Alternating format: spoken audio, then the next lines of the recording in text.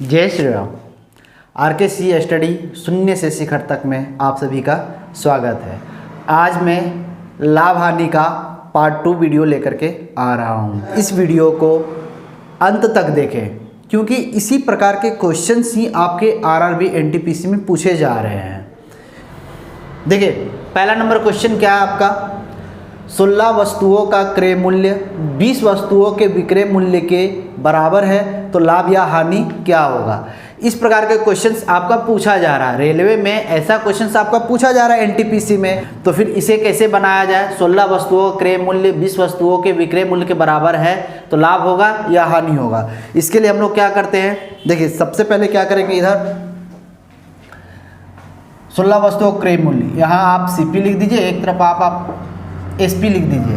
देखिए 16 वस्तु का क्रय मूल्य 16 CP लिखिए, 20 वस्तुओं का विक्रय मूल्य देन 20 यहाँ पर आप SP के नीचे लिखिए। अब क्या किया जाए, क्रॉस कर दीजिए। तो क्रॉस करने का मतलब ये हुआ कि जो कॉस्ट प्राइस उस वस्तु का 20 रुपया हुआ और सेलिंग प्राइस 16 रुपया हो गया।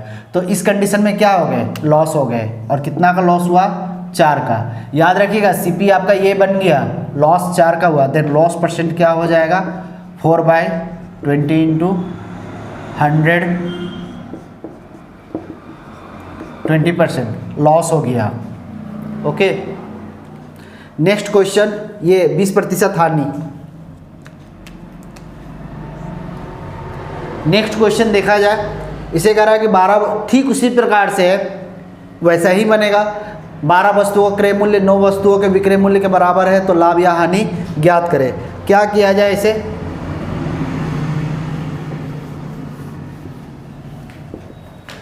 करें 12 वस्तुओं का क्रय मूल्य। अब यहाँ पर आप 12 लिखे, क्रय मूल्य कॉस्ट प्राइस के नीचे आप 12 लिखिए।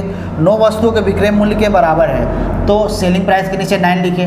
अब देखिए कॉस्ट प्राइस आपका कितना हो गया, 9 रुपये, सेलिंग प्राइस कितना आपका हो गया, 12 रुपये, यानी यहाँ आपका कितना हो गया प्रॉफिट, कितने का, 3 का प्रॉफिट हो रहा है। तो क्या करेंगे, प्रॉफिट परसेंटेज निकालते हैं। Profit percentage then 3/9 × 100 33 100/3% equal to 33 whole 1/3%। इस प्रकार से आप लोग इजीली इस टाइप के जो भी क्वेश्चंस होंगे आप लोग इजीली बना सकते हैं। अब नेक्स्ट, एक दुकानदार अपने सामान को क्रय मूल्य पर ही बेचता है परंतु 1 kg के स्थान पर 960 ग्राम के बाट का प्रयोग करता है तो लाभ प्रतिशत ज्ञात करें। ठीक है, इस प्रकार का क्वेश्चन में कि जितना में वो खरीदा है, जिस रेट पे वो खरीद रहा है उसी रेट पे वो बेच दे रहा है, लेकिन बेईमानी वो कहाँ कर रहा है, वो बाट को, जो उसका बाट का वजन है उसके वजन को क्या कर देते हैं, रिड्यूस कर दे रहा है।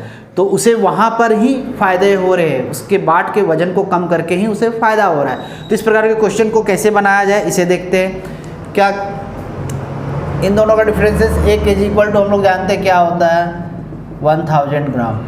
ठीक है, माइनस कर देंगे, देन 40 डिवाइडेड बाय 96 × 100।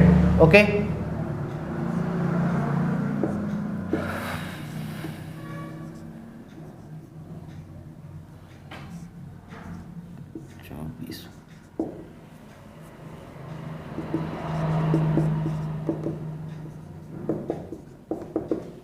चार पूर्णांक 1/6%।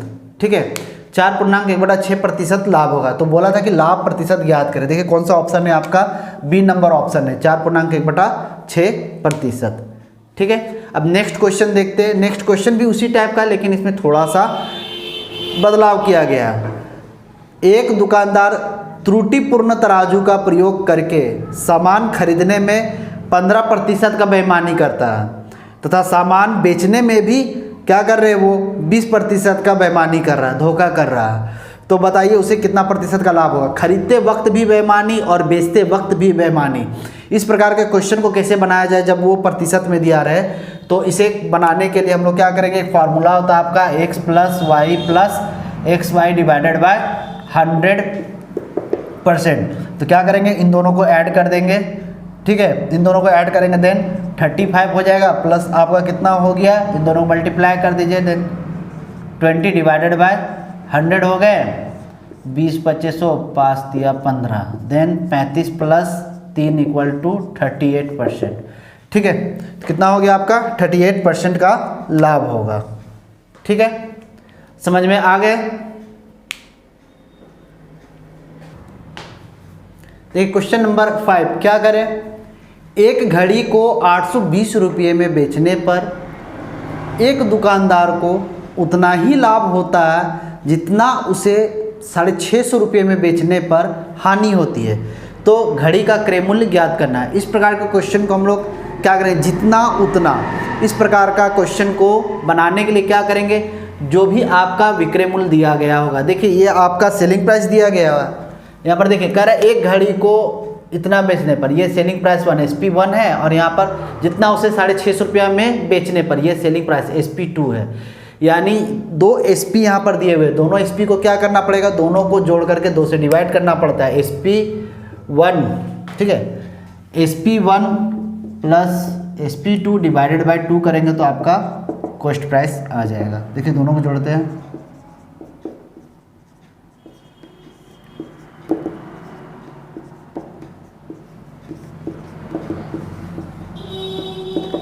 सात सौ पैंतीस रुपये। ठीक है, सी नंबर ऑप्शन 735 रुपये। कॉस्ट प्राइस क्या हो गया, इजीली इस प्रकार क्वेश्चन को हम लोग बना सकते हैं।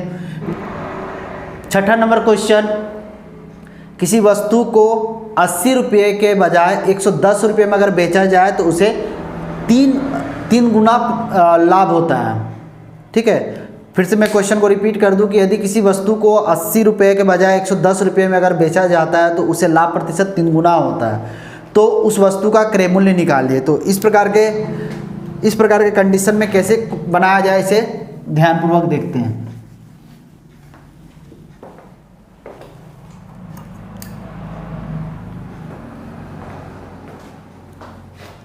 ठीक है, इस प्रकार क्वेश्चन को कैसे बनाया जाए,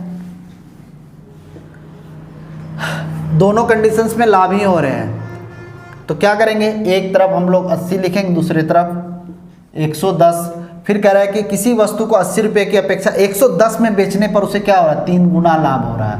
इससे क्रॉस मल्टीप्लिकेशन कर दीजिए, अब इसको मल्टीप्लाई कर दीजिए, 80 गुना 3, दोनों कंडीशंस में क्या हो रहे हैं, लाभ ही हो रहा है। तो यहाँ पर क्या कर देंगे, माइनस कर देंगे और दोनों का डिफरेंस कर देंगे, देन 3 - 1 ये। ठीक है,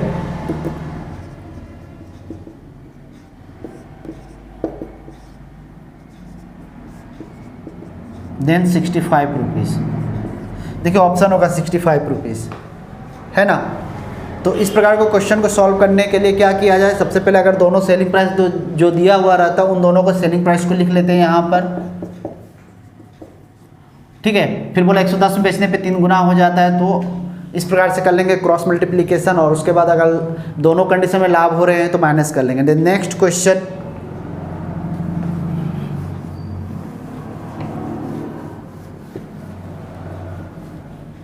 देखिए नेक्स्ट क्वेश्चन क्या बोल रहा है, सेम वैसा ही, लेकिन यहाँ पर अब एक कंडीशन में लाभ हो रहे हैं और दूसरे कंडीशन में हानि हो रही है। तो एक कंडीशन में अगर लाभ होगा और दूसरे कंडीशन में हानि होगा तो उसे कैसे बनाएंगे, उसे देखिए। दोनों सेलिंग प्राइस को पहले फिर से लिख लेंगे, SP1 और SP2 को हम लोग लिख लेंगे। ओके, तो क्या लिखा हुआ, किसी वस्तु को 350 रुपये में बेचने पर, ओके, बेचने पर हुआ लाभ उस वस्तु को 200 रुपये में बेचने पर, ठीक है, 200 रुपये में बेचने पर हुए हानि का दुगना है। कौन दुगना है भाई, ये जो लाभ जो है ना, ये लाभ आपका दुगना है इस रेट पे बेचने पे हानि से। तो क्या करेंगे, फिर क्रॉस मल्टीप्लिकेशन करते हैं। अब यहाँ ध्यान देने वाली बात क्या है कि देखिए, तो यहाँ पर एक प्रॉफिट भी है, लॉस भी है। देखिए यहाँ पर लॉस भी है और यहाँ पर प्रॉफिट है। इन डेट केस क्या करेंगे हम लोग, यहाँ पर माइनस ना करके प्लस कर देंगे। Okay, then 2 × 200 divided by then 2 + 1 equal to 350 400 divided by 3, then 750 divided by 3, then 250 रुपये। ठीक है, तो कॉस्ट प्राइस क्या था उस वस्तु का, 250 रुपये। Option number D. ठीक है, नेक्स्ट क्वेश्चन करें, किसी वस्तु का अंकित मूल्य क्रय मूल्य से 20% अधिक है तो दुकानदार उस वस्तु पर 10% की छूट देता है, तो लाभ प्रतिशत ज्ञात करने हैं। तो दिया क्या क्या है यहाँ पर आप देखिए, MRP दिए हुआ है, ये आपका CP दिया हुआ है, यहाँ पर आपका डिस्काउंट दिया हुआ है। तो क्या निकालना है मुझे, प्रॉफिट परसेंटेज निकालना है। तो क्या करेंगे, सबसे पहले यहाँ लिख लेते हैं हम लोग CP SP MRP, ठीक है। तो करें कि अंकित मूल्य से 20% अधिक है, तो अंकित मूल्य को हम लोग कॉस्ट प्राइस को कितना करते हैं, 100 मान लेते हैं, कॉस्ट प्राइस को 100, और इससे 20% अधिक कौन है, MRP 120। ओके, अब कह रहे हैं कि 10% का डिस्काउंट दे रहा है। दुकानदार जब भी डिस्काउंट देते हैं तो वो आपका कॉस्ट प्राइस पे डिस्काउंट नहीं होते, डिस्काउंट जब भी होता है तो वो आपका MRP पे होता है, ठीक। तो डिस्काउंट MRP पे देंगे, कितना, 10%, यानी 12 रुपीज़ हो जाएगा। तो यहाँ पर कितने हो जाएंगे, 108 रुपये हो जाएंगे। तो बोला लाभ प्रतिशत ज्ञात करें, प्रॉफिट परसेंटेज निकालना है। और हम लोग जानते हैं कि जब भी लाभ या हानि की कैलकुलेशन होते हैं वो आपका क्रय मूल्य को बेस मान करके किया जाता है। तो इससे ये कितना अधिक है, 8 ना, देन 8%। ओके, क्या हो जाएगा, 8% आंसर।